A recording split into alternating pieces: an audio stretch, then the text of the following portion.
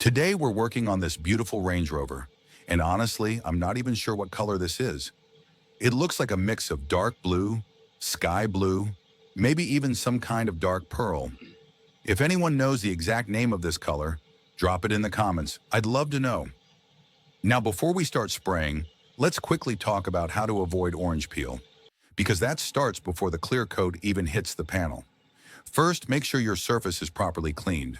Use a tack cloth, wipe everything down, remove all dust, grease, or fingerprints, and make sure your base coat has flashed off completely. We've already mixed our clear coat, 2 parts clear, 1 part hardener, and now I'm laying down 3 coats. I'll start with the first pass. I know it might look funny at first, but this is a light face coat. Move fast and evenly. Don't try to get gloss yet. Keep your spray gun about 6 inches from the surface, parallel at all times. This pass is just for tack, not shine. You should see a soft, dusty finish, not wet.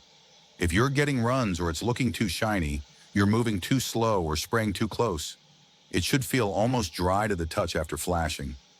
That's when you know it's ready for the second coat. This base layer is like a foundation, light, even, and smooth. The second coat. This one's slower, wetter, and this is where the gloss really starts to build. Keep your hands steady, overlap each pass by about 50%, and watch the surface. You want it to look nice and even. Always parallel to the panel. Don't tilt the gun or move your wrist around. Imagine you're gliding your arm like a robot. Smooth, controlled motions across the surface.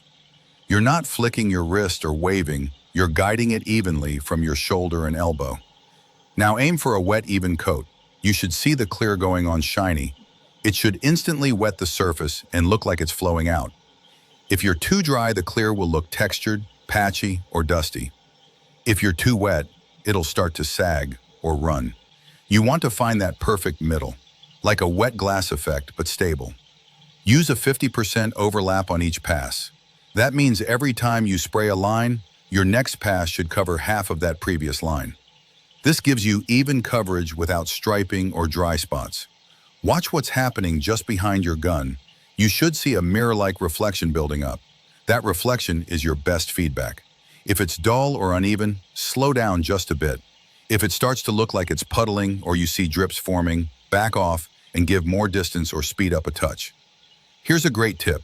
Spray in straight, horizontal lines across the panel, then step down and go again. When you reach the edge, step back and continue. Don't wave your arm back and forth like you're painting a wall. Controlled overlapping lines are the key to even gloss.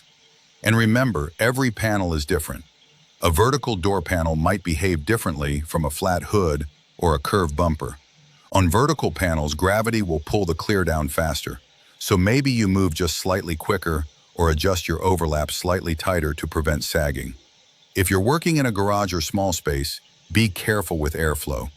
Make sure dust isn't floating around. Use an extractor or fan if you can. The second coat is wet and sticky. Anything that lands on it now will stay stuck under the finish. Once you're done with this pass, step back and take a look. You should see an even, wet finish with no dry spots and no thick puddles. Let it flash off for around 10 to 15 minutes, depending on your temperature. You'll know it's ready when the surface looks tacky, not stringy, and you can gently touch a masked edge without leaving a fingerprint. Take a breath here. This is where most people mess up. Either they don't let it flash enough, or they rush into the next coat. Be patient. Let the solvents escape. If the panel is still too wet and you stack on more clear, it can bubble, solvent pop, or even fisheye. So now your second coat is laid down smooth, even, and flashed. That's the heavy lifter.